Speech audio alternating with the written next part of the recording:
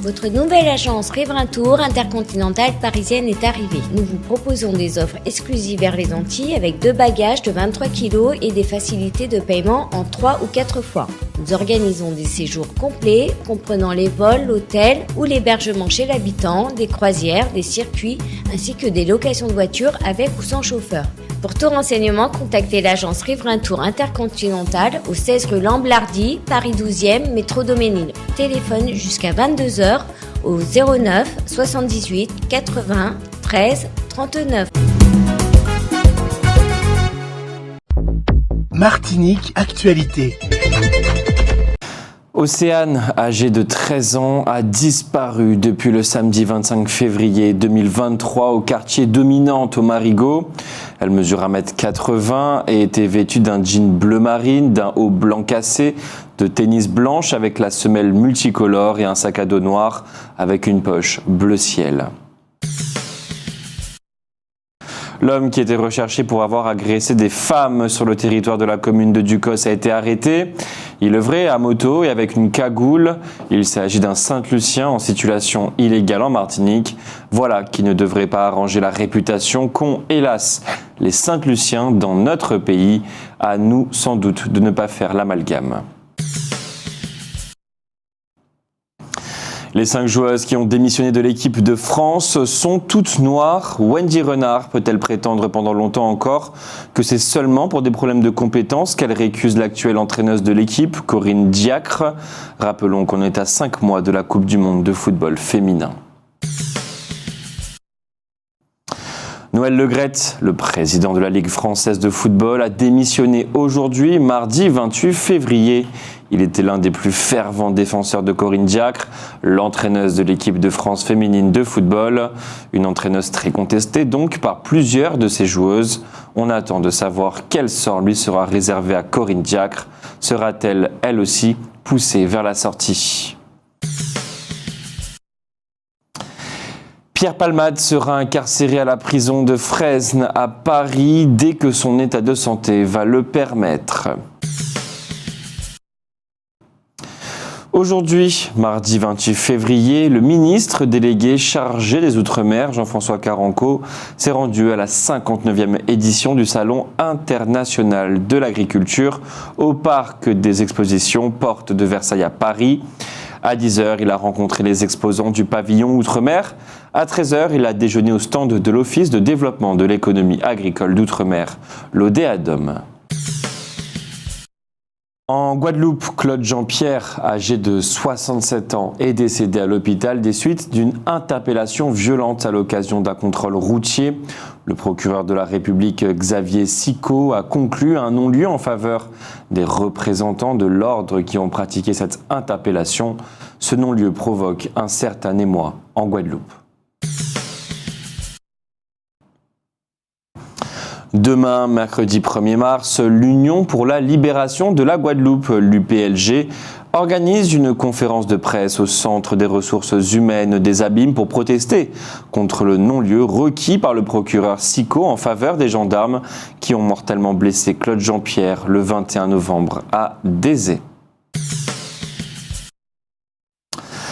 On en parle de plus en plus et dans ce domaine, comme dans les autres, il n'y a pas de fumée sans feu. La compagnie Corsair se porte mal et Air France pense sérieusement soit à la racheter, soit pour le moins à acheter une partie de ses actions.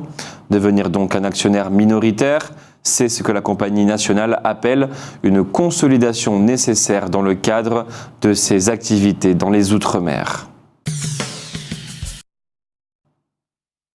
La Martinique donne l'impression de regorger actuellement de touristes. Les professionnels du secteur se frottent les mains, même s'ils observent que ces touristes-là sont un peu moins dépensiers que par le passé. L'inflation est passée par là. L'Institut d'émission des départements d'outre-mer, l'IEDOM, observe que les Martiniquais et plus singulièrement martiniquaises sont de plus en plus surendettés, même s'il ne s'agit pas d'un nombre alarmant, 382 l'année dernière, 413 cette année. 600 scouts martiniquais se sont réunis le week-end dernier pour rendre hommage au créateur du scoutisme, Baden-Powell. C'est une véritable institution qui a aujourd'hui 115 ans. Les touristes porteurs de handicap au niveau de la mobilité se plaignent qu'il n'y ait pas d'équipement qui leur permette de prendre le bateau à destination des Trois-Îlets. Le propriétaire de ces bateaux affirme que c'est le ponton qui doit être mis aux normes, un ponton qui évidemment ne dépend pas de lui. Notamment, il devrait faire moins frais en Martinique pendant le mois de mars et les pluies devraient être également moins abondantes, comme c'est normal en cette période de l'année. Les échouages de sargasses se poursuivent sur nos côtes. Le Robert est particulièrement impacté. Deux voitures sont entrées en collision hier, lundi 27 février, vers 14h, en face du domaine de l'Émeraude aux Mornes Rouges. Il n'y a eu que des blessés légers parmi les 4 personnes impliquées. Mais par précaution, une jeune femme de 17 ans enceinte a été transportée par hélicoptère au CHU Pierre Zobda-Kitzmann. L'Union de Régal à Rivière-Pilote organise une marche découverte de l'habitation La Monie et ses environs dimanche prochain le 5 mars. Au programme 9h visite de l'habitation, 10h contrefort du Morne-Camp, four à chaud, 10h30 remontée vers Trou-Lambert, 11h30 retour à La Monie. Cette manifestation n'est pas gratuite.